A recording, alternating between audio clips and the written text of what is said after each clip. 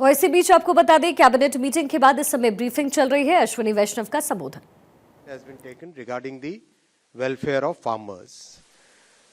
खरीफ season start हो रहा है। खरीफ सीजन के लिए 14 क्रॉप्स पे मिनिमम सपोर्ट प्राइस आज कैबिनेट ने अप्रूव किया है।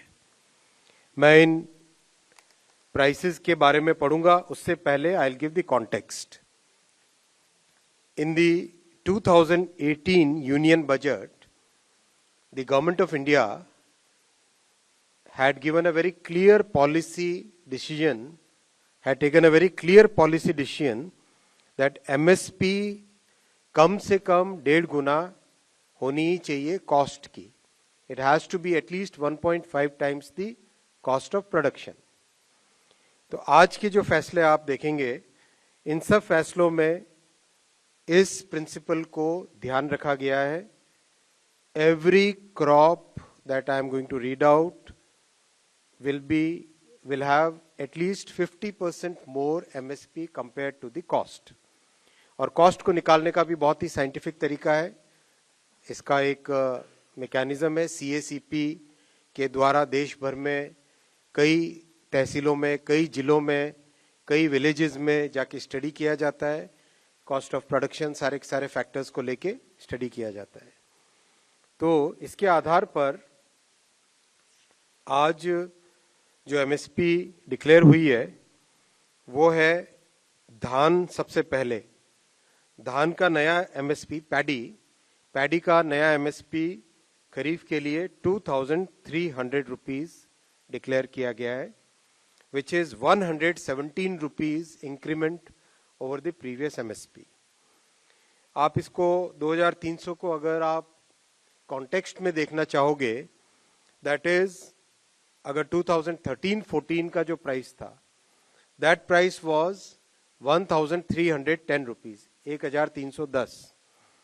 यानी कहाँ 1310 था और कहाँ आज 2300 है। किस तरह से किसान भाइयों के लिए, किसान परिवारों के लिए प्रधानमंत्री श्री नरेंद्र मोदी जी और सरकार का हमेशा एक स्पेशल फोकस रहता है, ये इसको दर्शाता है। इसी तरह से कॉटन, जो कि बहुत इंपॉर्टेंट क्रॉप है, इसका MSP 7121 और एक दूसरी वैरायटी है उसमें 7521 रुपीज डिक्लेयर किया है, जो कि 501 रुपए ज्यादा है, 501 रुपीज ज्यादा है compare to the previous MSP। Again, to give the context, 2013-14 में MSP was only 3,700 rupees. जो मिलेट्स हैं, आप सब जानते हैं कि मोदी जी ने मिलेट्स के प्रोडक्शन, मिलेट्स की प्रोसेसिंग और दुनिया भर में मिलेट्स के जो पॉजिटिव बेनिफिट्स है, उसको एक अलग ही तरीके से प्रोत्साहन दिया है, अलग ही तरीके से एनकरेज किया है। इस एनकरेजमेंट का एक बहुत अच्छा उदाहरण है आज का कैबिनेट का फैसला भी।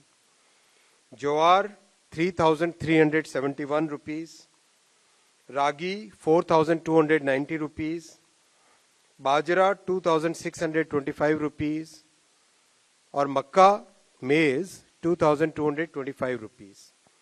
ये सब के सब अगर आप कंपेयर करो 2013-14, तो उस टाइम में for example jowar was only 1,500 rupees, it is today 3,371 rupees.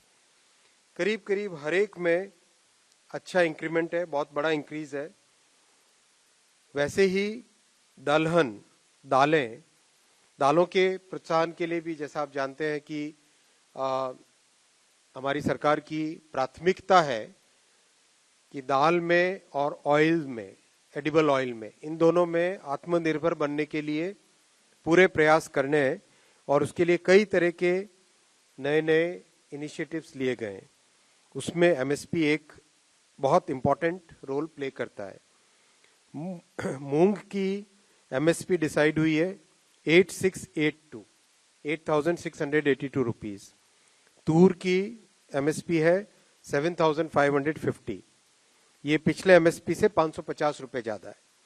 उड़द की हुई है 7,400 रुपीज, जो कि पिछले MSP से 450 रुपए ज्यादा है।